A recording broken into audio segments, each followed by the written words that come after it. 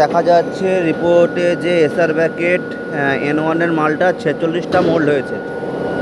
46টা মোল্ডের মধ্যে এখানে ঢালাইও হয়ে গেছে 17টা।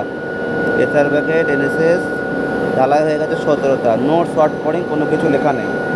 17টা মোল্ড যদি ঢালাই হয়ে যায় তাহলে আমার কাছে এখন মোল্ড পড়ে আছে 18, 19, 20, 21, 22, 23, 24, 25, 26, 27, 28, 29, 30, 31, 32, 33, 34, 35, 36, 37, 38, 39, 40, 41, 42, 43, 44, 45।